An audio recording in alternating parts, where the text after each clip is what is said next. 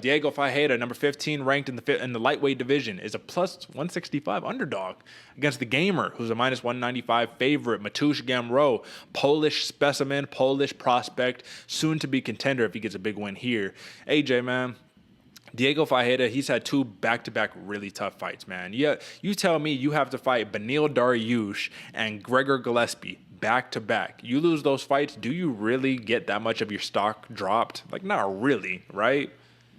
Yeah. No, not at all, man. Those are killers right there. Those and title contenders, at least one very close, another one in the very near future. Yeah, absolutely, man. And I will say his last loss against Gregor Gillespie, that one was a little more debilitating because I believe he missed weight pretty bad in that fight and then got stopped in the second round in what was none other than a barn burner of a fight, man. It was just constant sprawling for literally 5 straight minutes until the second round came and he got finished. He had no gas left. But Diego Fajeda, I always say he's the definition of a scrambler, man. That's all he does, constant scrambles. He uses submission attempts to get back up to his feet. Very active guard.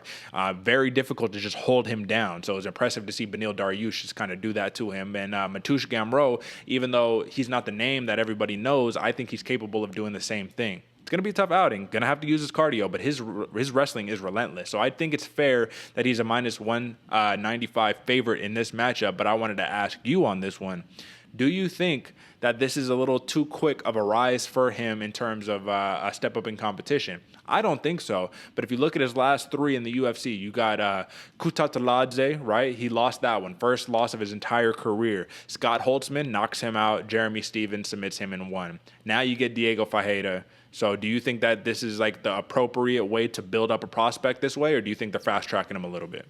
I think they're fast tracking him, man. And as much as I think Gamrot can handle that, the Gamer is game. It's a very apt nickname that he has because he is very much down to scrap and in it and has the skills to be there. But I just hate when we're having these young fighters come up, get a couple losses under him. Like you said, he lost that first one to Kutateladze, and then maybe he drops another one to Fajeda, and then he kind of loses that steam where if he went, and I hate saying this, but a little bit more of that boxing route, that style of where we're building up fighters, kind of how Tom Aspinall's doing it. He's not being thrown to the dogs right away. It just makes his longevity and his rise a little bit more steady, which means it makes the drop off just as steady, and it's not going to be as up and down, if that makes sense. Although, don't get me wrong, I think the Gamer can handle Fajeda, and I think he can handle his own with that top 15 to 10 to even up there to, the 5s. We'll see, but a little fast for my liking. I'm with you. And folks, you know, because Chris Dawkins is fighting on this card, my man AJ got to throw a shot at my man Tom Aspinall. I know they're not fast tracking him. I don't know why, man. He's not getting the same love Chris Dawkins is, but it's okay. Tom Aspinall will meet that man Chris Dawkins one of these days. All right, AJ. One of the things that I need to point out about MATEUSZ GAMROT is this man has a nasty he puts his head on the outside of the leg when he shoots in for that very quick ankle, when he's pulling up on the single leg. Every single time. It's very unconventional. It's not technical, but it works, and that's what's the key. So I would just say that's something that we're going to need to keep an eye on because Diego Fajeda, once again, in terms of taking the man down, it's not the easiest thing in the world. However, he is a little more accepting to play jiu-jitsu and try to make it work that way. On the feet, who wins on the feet? Because Gamrot is a very patient striker, a lot of straight shots. He knocked out Scott Holtzman with a nasty one too, but he's very patient, kind of low volume. Diego Fajeda, on the other hand, is a bombs away, swing, bang, switch from both stances. His crosses, his left cross and his right cross are both nasty, either in southpaw or orthodox. There we go. We're going to pause on that one. Yeah, orthodox. Sorry, folks. Happens to the best of us. Diego Fajeda, his striking is that powerful it made me stumble and lose my words right there. The submission attempts to get back up to the feet, though, AJ, I think that's going to be the most interesting thing because yeah, you can use a Kimura to try to get back up to your feet. You can go for an ankle lock to try to, move position to get back up to your feet, or you can just finish the job with it. And that's one of the things that I'm going to be interested in because Gamrot has some of the nastiest BJJ in the division, even though he's not known for it, my man.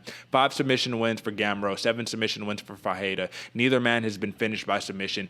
Do you think this fight can end in a submission? And if it does so, who actually is going to be the person submitting the other person? Ooh, that one's a harder one to say, man. So to answer your first question, I actually think Gamrot gets it done on the feet, man. Diego Fajeda, he's very smooth, very powerful, but he's a little bit reckless in there. He's kind of that Cody Garbrandt style of fighter where he'll just bite down his mouthpiece and start swinging for the fences. You never know what's going to happen after that. Now, MATEUSZ GAMROT, very more patient, but overall, if I was to give an advantage to anybody, standing, ground game, overall aspect, I think it's Fajeda, man. I think Fajeda has a little bit more to offer as far as well-roundedness and experience going forward. Now, who can submit who? Damn, that's going to be a hard one, man. Both these dudes are very talented. The gamer, incredibly talented on the ground, but the problem is Fajeda, the second he sees an opening, he's hunting for that submission. Sprawls on sprawls on sprawls, and the fact he uses them to get up, as well as he'll sink in a choke, man. You said it right, Derek, when Gamrot shoots that single leg to the outside, head to the outside, that neck is right there for an easy guillotine. If Fajeda can cinch one up while they're dry, it's going to be quick. If and to be honest with you, I don't think a submission's happening either way for these guys. I think they're both just a little too talented to get it done. I think we're going to see a lot of attempts, but we're going to see those used into flips and into switches and seeing how it goes.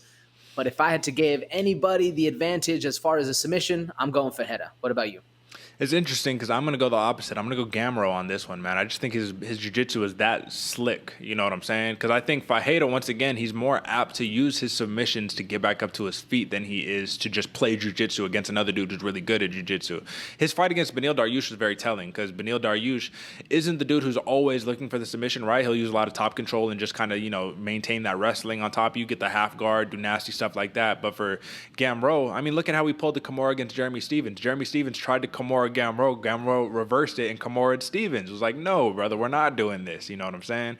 So I think that when it comes down to it, he could pull out those leg lock submissions. He could pull out the Kimuras, go for the chokes, whatever. His wrestling is so relentless and it's such a big part of his game, which is why I give him a bigger boost to be the man who submits Fajeda. Simply because when you're taking 10 shots, you know what I mean, a fight, it's like one of those things where Fajeda is more of, I'm going to kind of stay on my bike, back against the cage, try to land the big bomb. If I'm going to scramble out of the takedown attempts or whatever. But I just think Gamrot is going to force the pressure just a little bit more. And that's going to be the deciding factor in my opinion. Now, I could be completely wrong because you can't write Diego Fajeda off after 2 losses against some of the best to do it in the division.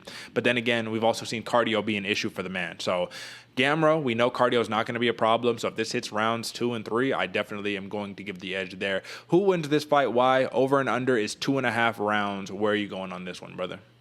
Yeah, man, I'm going with the over on this one. I think this one's going to decision. I think the gas tank is going to hold true. We need to see if Diego Fajeda can make weight, though, because if he makes weight and then he has that gas tank, he won't have the issues he did against Gillespie. It'll be a lot more interesting of a fight. But me personally, man, I'm going with the gamer. I'm going MATEUSZ GAMROT. I think it's going to be a crazy one. We're going to see a lot of crazy skills on the ground, even if we don't see that submission get finished. We're going to see a lot of attempts, a lot of up and down, a lot of sprawls, a lot of rolling and growling. It's going to be fun, man. I'm going with the gamer, MATEUSZ GAMROT, by decision. What about you, Derek? Well, you know what? I think that the winner of this fight is going to have the best cardio. So I think that cardio is going to be the nail in the coffin for this one. I'm going MATEUSZ GAMROT, but I'm actually going to go a little bit under 2.5 rounds. So I think that the man gets it done early, round 3. I think he's going to break Fajeda because if Gregor Gillespie can do it with just wrestling, you know what I mean? Because that's really all Gregor was trying to do. He took the back a little bit, you know what I mean? But it was just wrestling transition.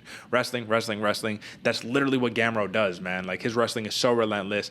If Gillespie could break him early in the second round, I think early in the third round, Gamrot can get it done. I'm going a early third round TKO victory for MATEUSZ GAMROT. I do agree. I don't know if there's going to be a submission pulled off in this one. It might just be a little bit too tricky. And, when it's round 3, sweaty, slick, it's going to be tough. But I think American Top Team gets back into the win column because they've had a rough couple of weeks. Let's just put it that way. So MATEUSZ GAMROT, I'm going the under 2.5 rounds. So AJ's going over. I'm going under. And, we're both picking Gamrot on that one. So, listen, man, no disrespect to Diego Fajeda because he's a hell of a fighter. A hell of a fighter. I have to say that. I cannot say that enough. But I think that it's the gamer's time, and I think that he's as game as ever. Listen, he's 19-1. It's not like this is a dude who has no experience. Former regional champion and other promotions out there in Poland and all that good stuff.